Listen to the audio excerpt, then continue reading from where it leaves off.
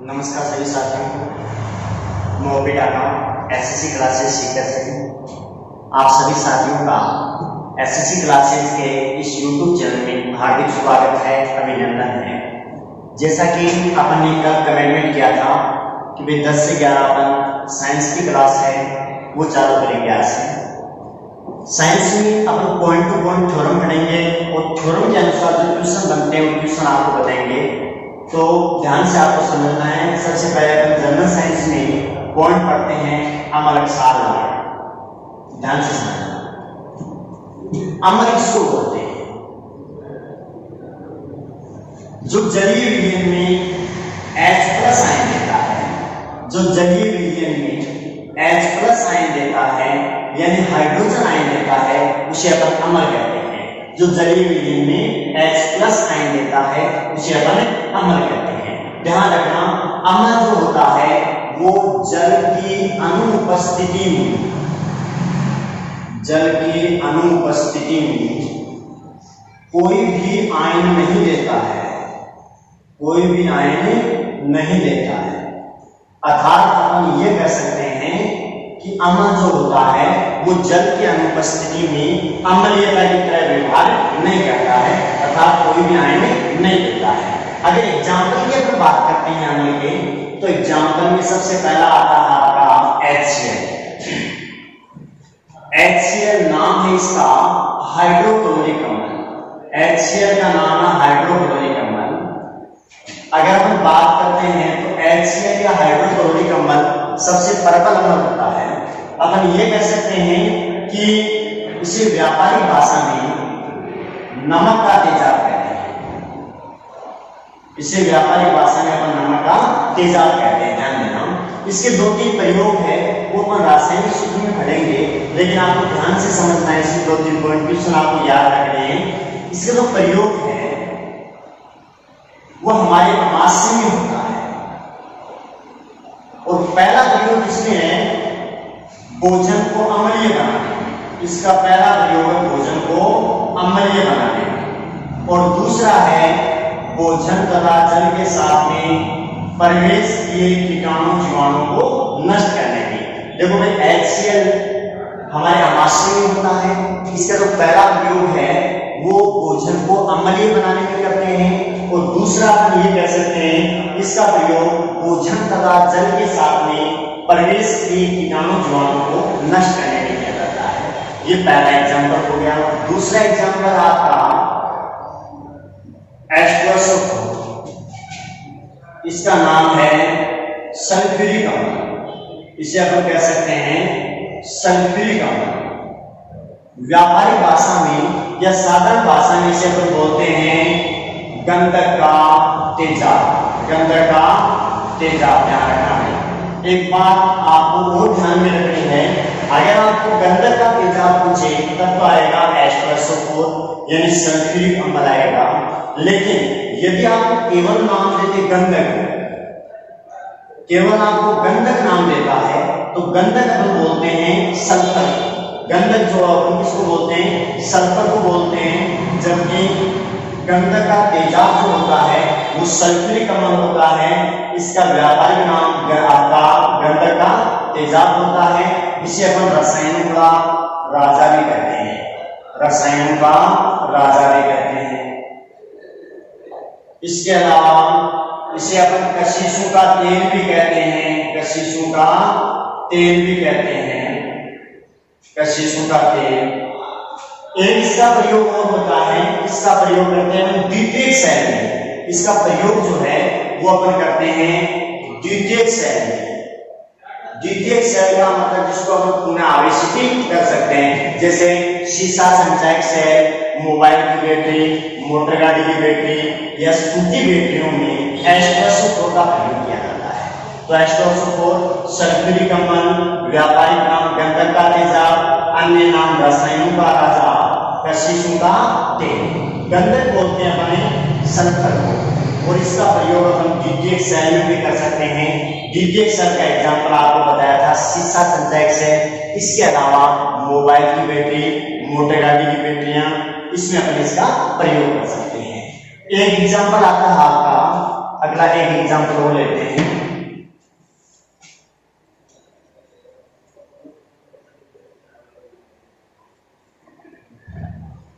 एक एग्जांपल ले लिया H2CO3, इसका नाम है कार्बनिक अम्ल। कार्बनिक अम्ल ये भी अम्ल का एग्जांपल है। अपन ये बोल सकते हैं कि आपके शीतल पेय पदार्थ होते हैं, शीतल पेय पदार्थ में कौन सा अम्ल पाया जाता है? शीतल पेय पदार्थ में कौन सा अम्ल पाया जाता है? आपका कार्बनिक अम्ल पाया जाता है। ध्यान से समझना। अब अपन अम्ल के गुणों की बात करते हैं कि अम्ल के जो गुण हैं वो कौन कौन से हैं। सबसे पहले अगर अपन भौतिक गुण की बात करें तो भौतिक गुण में अम्ल के स्वाद की बात करें तो अम्ल जो होते हैं वो स्वाद में खट्टे होते हैं। दूसरा पॉइंट, ये आयन देता है H+ आयन देने का मतलब ये होता है कि इस पर धन आयन होता है, अर्थात ये इलेक्ट्रॉन का त्याग करते हैं। उसके बाद अगला लिटमस परीक्षण की बात करें, लिटमस परीक्षण की बात करें तो अपन ये कह सकते हैं कि अम्ल जो होता है वो नीले लिटमस पत्र को लाल कर देता है। अपन ने नीले रंग का कोई लिटमस पेपर लिया, उसमें आप थोड़ा सा नींबू रस डालेंगे या कोई भी अम्लीय पदार्थ डालेंगे तो धीरे धीरे लाल रंग है उसमें कन्वर्ट हो जाएगा। अगर आपको क्वेश्चन पूछे कि लिटमस पेपर किसका बना होता है, लिटमस पेपर किसका बना होता है, ध्यान रखना भाई, लिटमस पेपर लाइकेन का बना होता है। लिटमस पेपर जो होता है वो लाइकेन का बना होता है। इसका अगला गुण जो है वो है, अगर आप अम्ल की क्रिया किसी भी एक क्षार के साथ करवाते हैं, यदि आप अम्ल की क्रिया किसी भी एक क्षार के साथ करवाते हैं तो ये एक दूसरे के साथ क्रिया करते हैं तो अपने गुण को क्या कर देते हैं भाई, नष्ट कर देते हैं, अर्थात उदासीन हो जाते हैं। अर्थात अपन ये कह सकते हैं जब किसी भी अम्ल की क्रिया आप किसी भी क्षार के साथ करवाते हैं तो वो एक दूसरे के गुणों को नष्ट कर देते हैं, अर्थात उदासीन हो जाते हैं। तो देखो गुण अपन ने कौन कौन से पढ़े। सबसे पहला गुण पढ़ा, ये स्वाद में खट्टे होते हैं, भौतिक गुण की बात आ गई। आयन कौन सा होता है आपका, धन आयन होता है, इलेक्ट्रॉन का त्याग करते हैं। लिटमस परीक्षण की बात करें तो नीले रंग का लिटमस पेपर वो क्या कर देता है भाई, लाल के रूप में परिवर्तित कर देता है। कौन है, अम्ल। तो अम्ल नीले लिटमस पत्र को लाल लिटमस पत्र के रूप में परिवर्तित कर देता है, अर्थात नीले को लाल कर देता है। लिटमस पेपर किसका बना होता है, तो लिटमस पेपर जो होता है वो लाइकेन का बना होता है। अम्ल की क्रिया आप किसी भी क्षार के साथ करवाते हैं तो अपने समस्त गुण को खो देते हैं, अर्थात उदासीन हो जाते हैं। ये आगे गुणों की बात। अब देखो भाई, अम्ल में कुछ इंपॉर्टेंट क्वेश्चन और बनते हैं कि भाई किसमें कौन सा अम्ल पाया जाता है, ठीक है, जिनका क्वेश्चन अक्सर एग्जाम में आता रहता है। तो देखो भाई,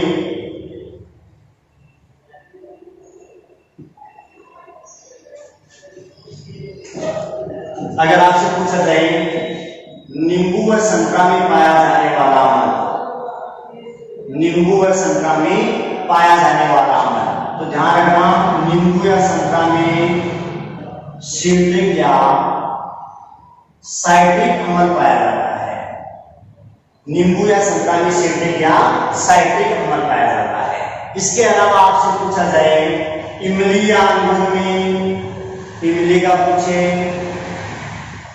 या अंगूर का पूछे, इमली या अंगूर में टार्ट्रिक अम्ल पाया जाता है।